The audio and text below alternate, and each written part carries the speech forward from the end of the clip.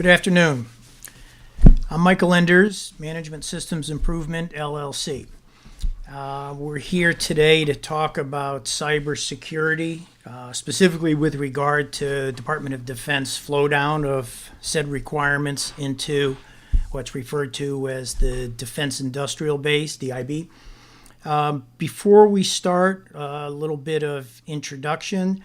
I've been in quality since 1972, probably before lots of you were born, and have watched the evolution of quality from just being inspectors, assuring the product quality through different layers of inspections and verifications, etc., through to 2020, almost 2021, where quality is actually built into everything that is made through the relentless pursuit of improvement and implementation of processes and management systems. The basis for what we do is ISO 9001. From ISO 9001 spring any number of QMS, quality management system, standards that are specific to particular industries. ISO 13485 for medical devices, AS 9100 for aircraft, IATF 16949 for automotive, etc., etc. In conjunction with the quality management system standards, there are also quite a few other related standards that tie into the management system as a whole, notably ISO 14001 for environmental, ISO 45001 for health and safety, ISO 27001 for cybersecurity. At MSI, we have taken all of the concepts of these different management system standards and helped integrate them into one management system that will serve all of the standards and reflect all of the necessary processes and controls that the client company should have in place to not only be in compliance with all the different standards, but also be able to run the company more effectively using the concepts of the standards and making sure that those concepts are effectively implemented to the benefit of the company first. We have been in business at MSI for 26 years now. We just celebrated our 25th anniversary, and have helped hundreds of companies, I don't even know how many there are anymore, attain registration to the different management system standards. And more importantly nowadays, we help companies maintain registration to the standards by bringing them services and knowledge that will help the company more effectively implement these systems for their benefit, and to make sure that, of course, registration, if that is one of the things that a client company has pursued, is maintained. Today we're going to talk again about cybersecurity. A little bit about cybersecurity. First of all, everyone is impacted by cybersecurity, or more importantly, the lack thereof. We're all familiar with the Internet of Things, the IoT. We all have baby monitors and doorbell cams and thermostats scattered throughout our homes. And this interconnectivity of all of these devices has left a lot of us very vulnerable to hackers and any other form of nefarious bad guys that are out there trying to get into our systems for whatever reasons. Cybersecurity in the workspace, very, very important. While we like to think that our work systems and computers and computer systems are generally safe, they're actually quite vulnerable. Bad guys are out there probing all of the time. We're all very familiar with the phishing emails that we get, with the malware that's inadvertently downloaded by clicking into emails, by use of thumb drives being introduced into the computer system, those being an avenue for taking in malware. And now we have a new cyber threat with everyone working from home. So now folks are at home with their relatively insecure systems wired to the outside world through the baby monitors and the doorbell cameras. And we're working on stuff, and we're dialing into our work information on our either on our home computers, terrible, maybe on some work supplied computers, not so terrible, maybe with some VPNs, which is not terrible at all.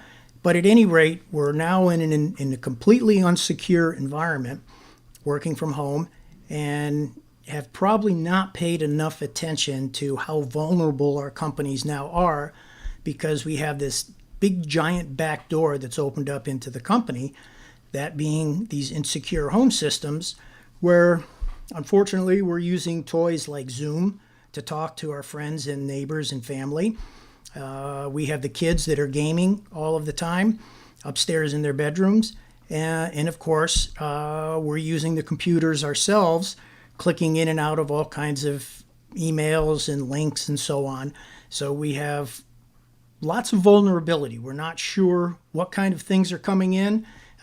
People at home probably do not have adequate malware killers, probably don't have adequate virus killers on their computers. So now we've got, again, this big back door open to our companies that we have to protect ourselves from.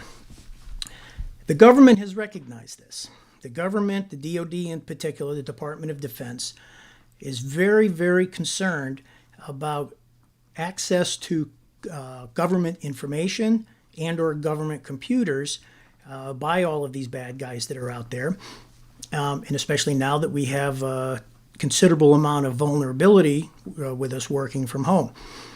The government originally responded a few years ago to the cybersecurity threat throughout the defense industrial base, throughout the supply chain, by imposing on us what was referred to as Nist 800-171. This is a system of controls that are relatively basic and are intended to protect the supplier computers against attack and provide a level of basic cyber hygiene so that when the government does interface with vendor computers, this does not open an avenue for hackers to get into the government databases, and also provides a way of somewhat securing the CUI, controlled unclassified information, that the government supplies to us in the form of purchase orders, contracts, attachments to those contracts, drawing specifications, et cetera, that while not necessarily secret, is stuff that the government just does not want to have out in the public domain, especially for places like Iran and North Korea, et cetera, to get their hands on. So the government implemented Nist 800-171 as some level of control at the supplier to protect against these incursions. Now, the government has steadily over the last few years increased its awareness of the level of cyber threat that's out there and has tried to respond with tighter and tighter controls. Back in the end of 2017, companies were to have answered a survey attesting to their compliance levels with Nist 800-171. There was not really much in the form of government oversight, no way for the government to determine if companies actually did have the controls in place or just said they had the controls in place, and no way for the government to measure the effectiveness of the controls that were or were not in place. So the government came up with, a couple years ago, the Cybersecurity Maturity Model Certification concept, which was to take the requirements from Nist 800-171 and expand upon them into some higher levels of controls. Included in there are going to be things out of NAS 9933, for example. That was an attempt by the government to standardize cybersecurity controls. There's also ISO 27001, the international standard for cybersecurity, that the government has tried to adopt as well. And through the CMMC has kind of drawn all of these different sets of requirements together, including some industry requirements, and put together a model, a multi-level model for cybersecurity that they're going to be imposing throughout the defense industrial base over the next few years. Now, the CMMC is unique in that it requires companies, if they want to do business within the DoD defense industrial base, to not only implement the necessary controls, make sure that they're effective, attain a certain level, in this case level 3 of the controls, and pay to have these controls verified by an independent third party that is accredited by the government. So we will now have assessments that are done in our companies by the third party auditors, assessors, to determine what level of CMMC we have attained and provide certification of such, visible, of course, to the government. Now, CMMC is very, very complicated. You can come in at level 1, which is very, very basic and not very effective in terms of cyber hygiene. Go up to level 3, which is the minimum level that's going to be required to bid on or participate in any DoD contracting going forward, all the way up to level 5, which is a very, very robust cyber environment, one that frankly is difficult to attain, will require a lot of work to maintain, but if done fully to level 5, should provide you with a very robust and very secure system.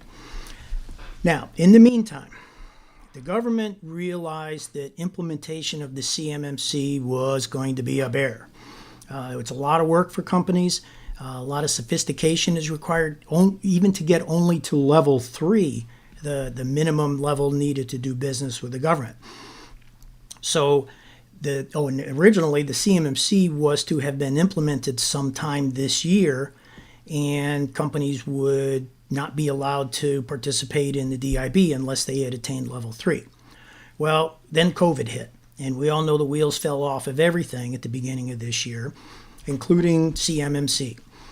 So in the meantime, the government, recognizing that the original targets for CMMC were very, very aggressive to begin with and impossible to attain in the COVID environment, have now come up with an interim rule that was implemented today, which essentially requires companies to assess against NIST 800-171 Revision 2 and upload the results of these assessments into a government database, along with certain objective evidence of the successful implementation of these controls, with the idea of providing a little bit higher level of assurance to the government that cybersecurity environments are in place, and that there is some level of at least verification by the government by monitoring of this database.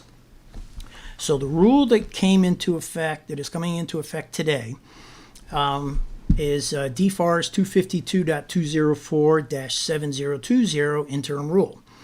And what that requires is that government contractors, the buyers at the DoD in particular, will be inserting into any solicitations, requests for quote, requests for proposal, RFIs, requests for information, etc., and in any contracts that are let out after today, the requirements of essentially NIST 800-171. This is 252.204-7012. Now, what that means, the new rule is that all the contractors that are in the DIB that will participate in any of these solicitations and orders coming out after today will be required to have completed the basic assessment as it's referred to. And there is an assessment tool that we can use that'll demonstrate compliance to NIST 800-171. And this assessment not only has to be done and demonstrate that it is effectively implemented through certain objective evidence, but then it also has to be uploaded into the SPRS, which is the Supplier Performance Risk System. This is a database, and you're actually going to be telling the government to what degree of sophistication you have attained for any of the numerous controls that are in NIST 800-171. Now, alternatively to performing this assessment yourself or having it performed for you, you can invite the government in and they'll do an on-site assessment for you, presumably at a cost. Most likely, there are not very many companies that would raise their hands and volunteer to have the government come in and do a full-scale assessment of their cyber environment. So we're going to anticipate that companies will have to do the self-assessment to this basic assessment tool and upload the results. In addition to doing the assessment, uploading the results and the objective evidence, we also have to flow down the requirements throughout our own supply chains. This is a top to bottom requirement.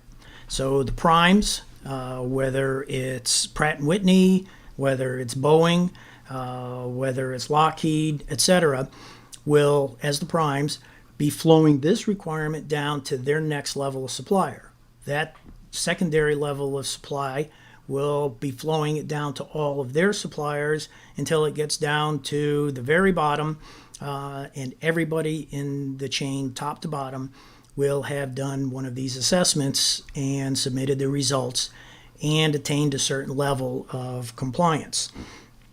So what this means is that right now, starting today, companies have to plan for and implement this basic assessment, and where there are gaps, where you are not compliant with any of the controls that have been called out in this document, have to fix them, have to plug those gaps.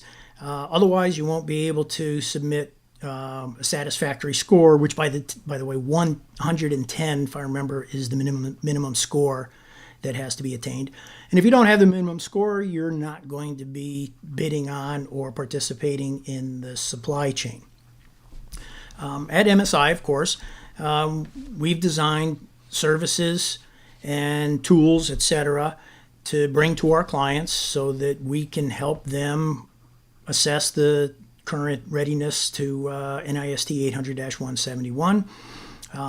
We're capable of doing the survey using the tool, capable of uploading the results into the SPRS, and more importantly, using our down-to-earth approach that we always have used, we will help plug those gaps with appropriate controls, processes, etc., to meet the requirements of NIST SP 800-171 and make sure that companies have an effective way of staying in compliance that will meet the requirements of the company, that will ensure that the company can maintain those requirements without breaking the bank, and that the company has the capability to move forward and maintain a clean cyber environment. Now, this is unfortunately one small step, as big as it is, because we still have to worry about CMMC. The Cybersecurity Maturity Model Certification Program is still there. What we've learned is that the CMMC requirements will be rolled out on a more phased-in schedule than original. It will be over the next 4 years that companies have to get cybersecurity certification in place, except for some number of programs, 10 to 15 government programs, big government programs, which will have to have CMMC requirements included immediately. And if you are one of those companies working within one of those programs, which have yet to be identified, then CMMC is a lot closer on the horizon than 4 years. Specifically, we don't know right now. It depends on your contracts, what orders you're getting, what inquiries you're getting from your customers, where you are in the supply chain. But the long and short of it is that for 10 to 15 government programs, CMMC will become an immediate requirement. For the rest of us, it's only down the road 4 months, 48 months rather, 4 years. So we have to keep our eye on that ball as well and ensure that we take a phased approach so that we not only meet the immediate requirements of 800-171, but we'll be able to meet the CMMC requirements in the very near future. I'm open to any questions. If anybody wants to chime in, feel free. I'll try to answer them for you now.